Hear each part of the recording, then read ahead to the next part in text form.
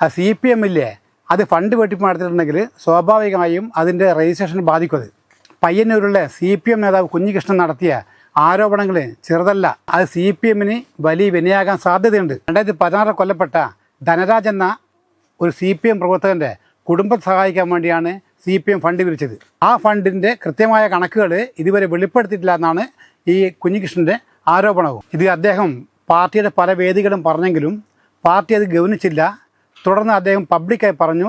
അത് വെച്ച് അദ്ദേഹത്തെ പാർട്ടി പുറത്താക്കുകയും ചെയ്തിട്ടുണ്ട്. CPM പോലുള്ള കേഡർ പാർട്ടികൾ ഇത്തരം ഫണ്ട് സമാഹരണം നടത്തി കഴിഞ്ഞാൽ ആ ഫണ്ട് സമാഹരണത്തെ എന്തും ക്രമക്കേട് കണ്ടിട്ടുണ്ടെങ്കിൽ ആ ക്രമക്കേടിനെ പറ്റി അന്വേഷിക്കാൻ ഒരു അന്വേഷണ കമ്മീഷൻ ഏൽപ്പിക്കും. ആ അന്വേഷണ കമ്മീഷൻ എന്ത് ചെയ്യാൻ ചില റിപ്പോർട്ട് സമർപ്പിക്കും.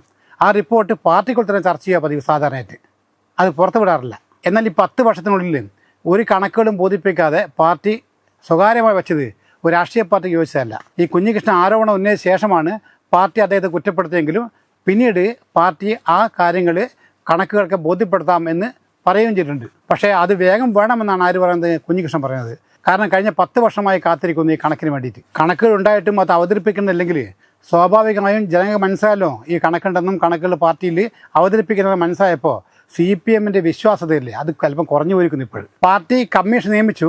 ആ കമ്മീഷൻ ഒരു റിപ്പോർട്ട് സമർപ്പിച്ചു.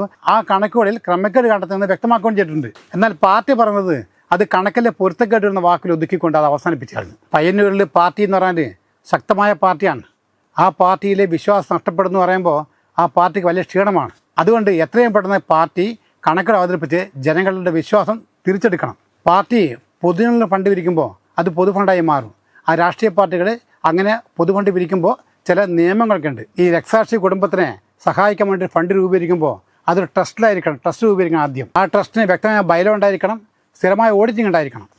20,000 രൂപയിലധികം ഫണ്ട് പിരിക്കുന്നുണ്ടെങ്കിൽ അതിന് പാൻ കാർഡ് അടക്കം, ആളെ പേര്, അഡ്രസ്സ്, പാൻ കാർഡ് അടക്കം ഇതിൽ സബ്മിറ്റ് ചെയ്യണം. രാഷ്ട്രീയ പാർട്ടികൾ കൃത്യമായും അതാത് വർഷങ്ങൾ തന്നെ കൃത്യമായി ആദായ വകുപ്പുകളിൽ കണക്ക് ബോധിപ്പിക്കണം. എങ്കിൽ മാത്രമേ രാഷ്ട്രീയ പാർട്ടികൾക്ക് ഇൻകം ടാക്സ് 13A പ്രകാരമുള്ള എല്ലാ അവകാശങ്ങളും നികുതി ഘടകവും കിട്ടുള്ളൂ. രാഷ്ട്രീയ പാർട്ടികൾ പിരിക്കുന്ന ഓരോ രൂപക്ക് പോലും റെസീറ്റ് കൊടുക്കണം.